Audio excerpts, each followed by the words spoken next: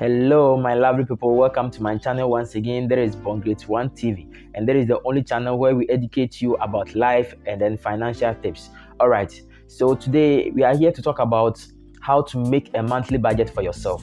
You see, there are times people get a lot of money, but by the time they realize at the end of the month all the money is gone. Are you getting it? So today we are going to guide you on how you'll be able to prepare something for yourself which is going to save you enough. So without wasting much time, let's go straight to the point.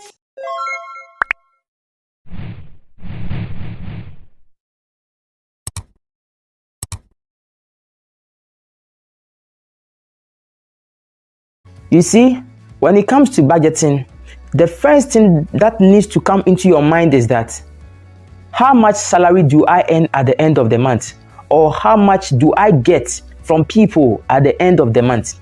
If you are able to identify the amount of money that you get at the end of the month, then you need to start building something we call the scale of preference. And in the scale of preference, that is where you are going to arrange your needs.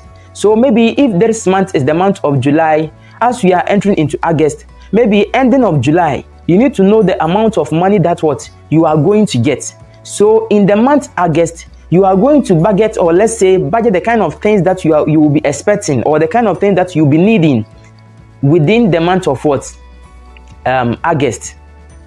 So when you are able to identify the kind of things that you'll be needing, then you are going to draw something we call the scale of preference. In your scale of preference, you are going to list the items that you are going to need in the coming month, which is the month August, down on a sheet of paper. So there are two things that you need over here. You need your pen and then your paper.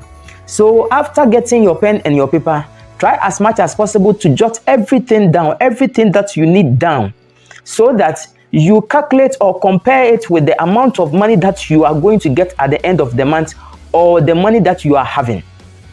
So that is how you are going to do it. Let's say we are entering into the month August, and in August, the salary that I am going to get, or the salary that I'm going to generate, or the salary that my parents are going to send to me is just 200 Ghana cedis.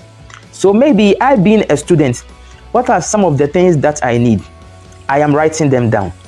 The things or the items that I need are Milo, rice, bread, biscuits, uniform, shoes, books, toffee. These are the things that I need.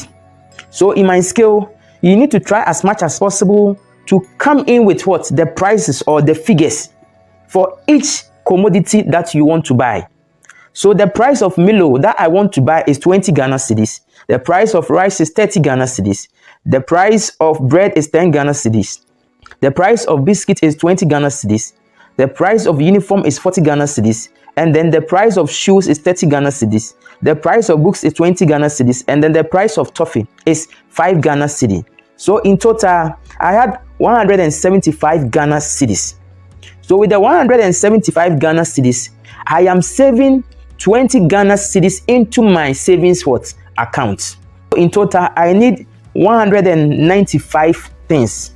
Out of the 195 things, the question to ask me is that how much money is left on me? The money left on me is going to be 5 Ghana cedis. 5 Ghana cedis is too small. It will not be enough for me as a pocket money. So if that is it, you need to rearrange your scale.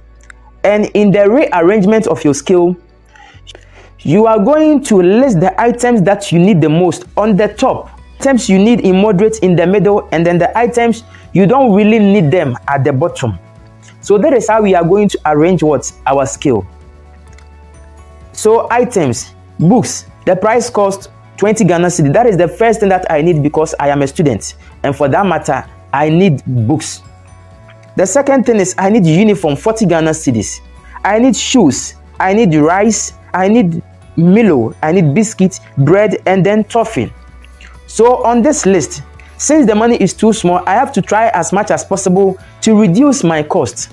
And in reducing my cost, we call something the opportunity cost. And in the opportunity cost, what you are going to do is that it simply means the alternative forgone in order to satisfy other wants. That is the meaning of opportunity cost. So with here, My opportunity cost is going to be the bread and then the toffee.